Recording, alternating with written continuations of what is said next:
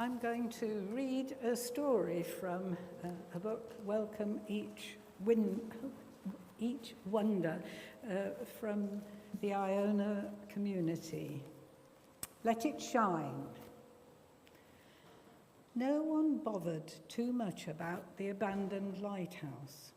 Ever since Trinity House had begun the process of moving towards automated lights, it was inevitable that the lighthouse on the point would become surplus to requirements. It had done its job for over a century, and since it was built in 1871, it had been a guiding light for many a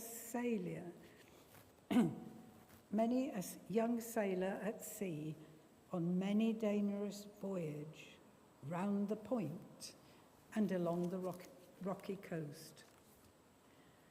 Several possibilities for the abandoned tower and its outbuildings had been mooted since its closure. There was talk of a lighthouse museum, but, well, it was a bit too remote to attract enough visitors. At one time, there had been plans to convert it into an upmarket restaurant with rooms, but the recession had hit the financial backers, and it was abandoned. Rumour had it that someone had bought the site and was going to convert it into luxury flats. But that remained no more than a rumour, as the buildings continued to lie unused. No one bothered too much. The lighthouse was simply a feature of the coastline, as if it had been forever part of the fabric and the beauty of the area. Whether it was the stark white against the grey background of a bleak winter day, or the glint of morning sunshine on its glass dome at spring sunrise, the solid nature of the structure as a bastion against fierce autumn winds, or a landmark for summer sailors returning to the bay from the open sea, the lighthouse still mattered. So no one bothered too much about what it might be used for, or what its future might be. No one bothered too much, apart from Tom McCarthy. Tom McCarthy had plans, not for him a fancy restaurant or luxury homes, a folk museum or a featured landmark. Tom McCarthy had plans, and he was determined they would succeed. He was a local man who'd begun his life, as was the case with most of the local boys, at the fishing, a crew member on his uncle's trawler, fishing for herring off the coast. He'd moved from fishing and away from the town long before the decline had begun. He could see the start of it, mind, though it wasn't the reason he left. It was Tam's passion for painting that had taken him away from home. A recognisable young talent in art college, Tam had no difficulty moving into teaching, and in a few short years he'd become head of a major city high school. But that was never going to be enough. And after years of exhibiting his work, Tam hit the jackpot. It was his painting of seascapes and ships that had been the key. He'd been in the right place at the right time, with the right style. A couple of celebrities had bought his paintings. He'd had a write-up in the weekend supplement of a national newspaper. He'd been the subject of a feature on TV. People talked excitedly about his use of colour, his capturing of light, his attention to detail, his sense of drama. Whatever it was, Tam's career as an artist took off. His rise was meteoric. His output was prodigious. His exhibits were many and spectacular. Tam McCarthy, artist extraordinaire, became a star. But he never lost his local roots or his passion for his home. The sea and its traffic were still inspirations for him. His mother still lived down by the bay. He was still a local lad at heart, and through it all, he never lost his awareness of the needs of the local people, affected as they were by the decline of the fishing. And in particular, he was well aware of the local kids who, unlike himself in his younger years, had little prospect of work and plenty of opportunity for getting into trouble. Quietly and without publicity, Tam had pumped money into the local youth club. He kept in touch with the club leaders, and as a result had his ear to the ground regarding local needs and possibilities. And that's where the idea for the lighthouse first came. If you were to ask Tam McCarthy now, who had the first idea of converting the lighthouse into a climbing centre, he wouldn't be able to tell you. But what he would be sure of is that, like his own career, once the idea took hold, there was no stopping it. Within months, the buildings had been bought and the work begun. The road to the site was resurfaced and properly fenced. The accommodation blocks were refurbished into dormitories and storerooms.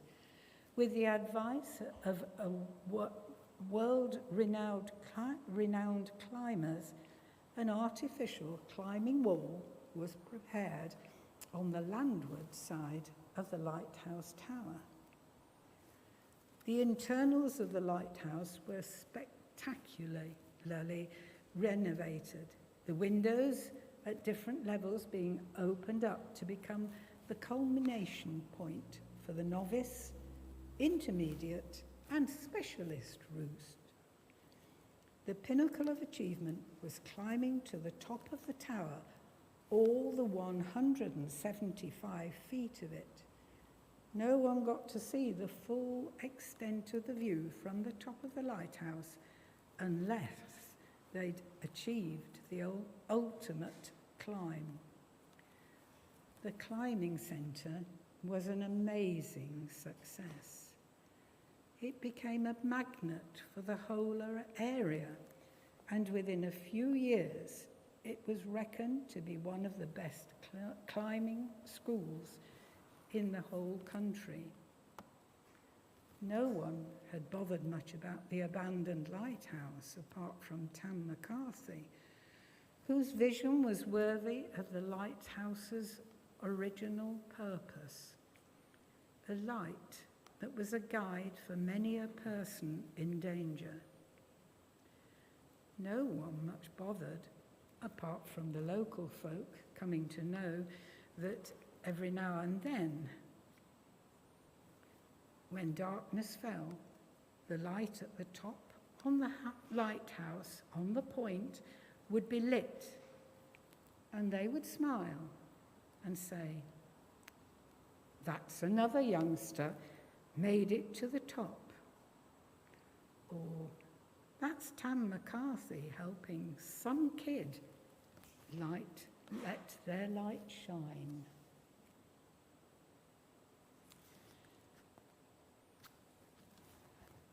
I am part of the Methodist circuit in this area. Last year, when I first came here, there were 25 churches in our area. By the summer, will be down to 8 or 9. Different things have happened to different churches which have been closed. We like to think at Wesley we might very well be possibly in the end of the things, though we hope not. We might be the last church standing, owing to the fact there's some kind of preservation on it because of its architecture and whatever somebody has decided is good for us to keep and to look at. But we want to be churches that are lighting other people's lives. We're hoping to find ideas for how we can reach out to other people. We want to use our building for things that can't be so easily or would cost too much if another building was used. We want to be a light, as I imagine all the churches who are still here in whatever way, we're hoping to be a light for people around us. A couple of years ago, David, my husband, got some Christmas lights that could be put up on a very large window and change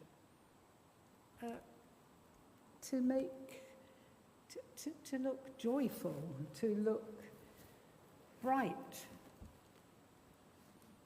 over Christmas.